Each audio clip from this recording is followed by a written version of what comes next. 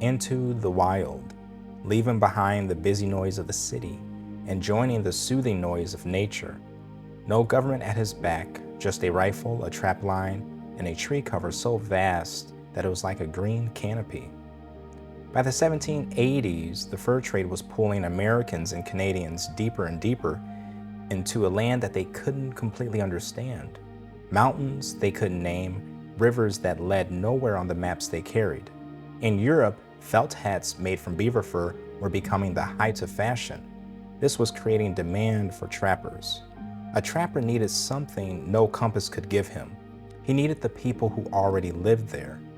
This is the part of the story most people never hear, not the myth of the lone frontiersman conquering the wild, but the truth that years the fur trade survived on one fragile, complicated thing: cooperation and relationship with the natives. The Crow Nation understood this first, and they understood it very well. The Crow, the Absaroka, controlled some of the richest beaver country in the Rockies. And instead of treating American trappers as trespassers, they treated them something far more useful: allies. The Crow were in a long, bitter rivalry with Blackfeet tribe of the North, and every American trapper who moved through Crow land was a potential advantage for them in the eyes, at least. So they traded, they guided, they shared their knowledge of the land with the fur trappers. They weren't alone. The Shoshone tribe had welcomed Americans since the days of Lewis and Clark expedition due to the relationship they had with Sacagawea. The Flathead and the Nez Perce further west actively sought closer ties with the trading companies, offering horses, food, safe passage. Up along the Missouri, the Mandan and Hidatsa ran what were almost small trading cities, lodges, where trappers stayed during heavy snowstorms, exchanging goods, and they really dived into the native world. For a moment, the frontier looked like a partnership. But not all natives were on board, obviously. Partnership was never guaranteed, and not every tribe was fond of the American fur trapper. North of Crow Country lay a name that made trappers check their rifles twice. It was the Blackfoot, or Blackfeet.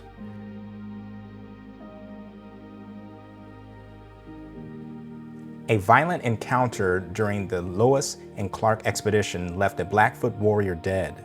It should have been a single incident. For the next 3 decades, the Blackfoot Confederacy waged something close to an open war against American trappers.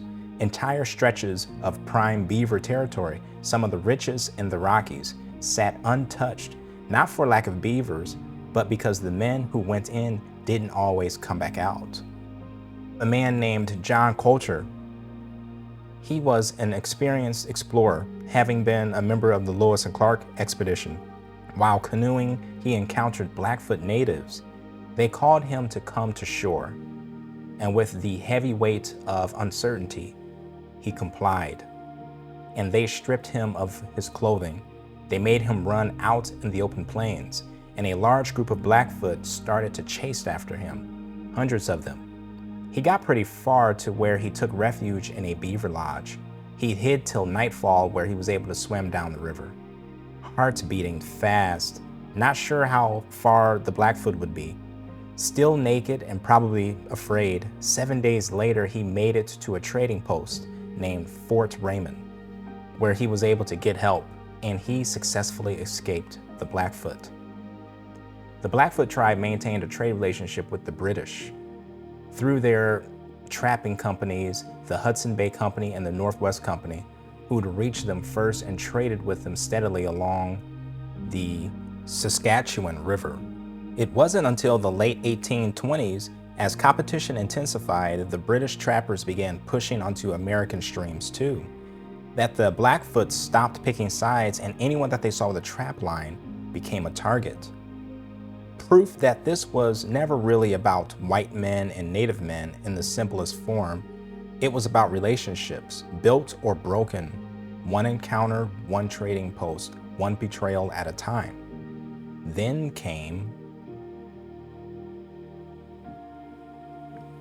Along the Missouri River, tensions grew with the Rickera for years over trade disputes. Also under the night sky, two trappers entered Rickera village unannounced. This led to problems. Shortly thereafter, trapper parties under William Ashley were ambushed. Men died in the shallows of the river, and for the first time, the United States Army rode west, not to explore, but to punish. Rickera War was brief, but it was a warning shot heard across the entire fur trade landscape. This land would not simply be open itself to whoever wanted it. By the 1830s, the whole system was straining. Beaver populations began to fall due to the high demand for hunting over the years. Silk was replacing felt in the hat-making capitals of Europe, which in turn caused the value of the pelt to depreciate. Competition grew, so did the violence, in places where trust had never fully taken root. The frontier wasn't about one group of people and their story. The frontier contained countless stories of people, tribes, trappers, explorers, and their experiences out in the wilderness. Tribe by tribe, river by river, decade by decade. Few talk about the unique bond that was formed between the mountain men and natives peoples.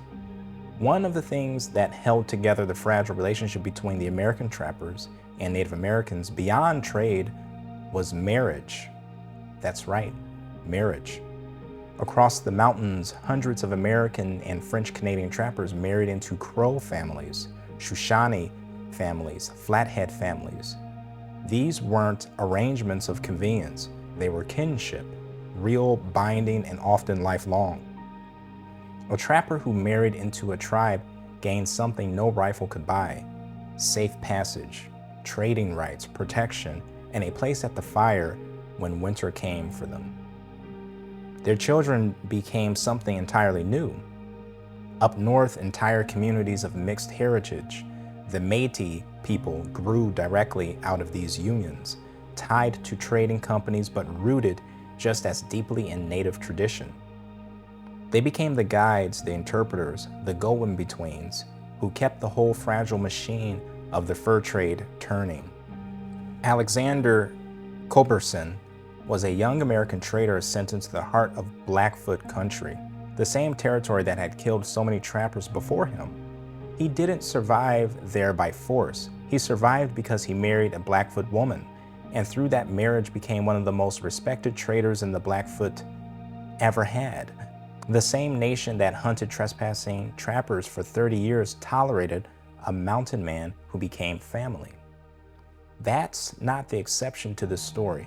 That's a pattern repeated in different forms up and down the Rockies for 2 generations. By the 1840s, the beaver trade was dying, but the relationships it built, the alliances, the marriages, the families that belonged fully to neither world, it didn't disappear.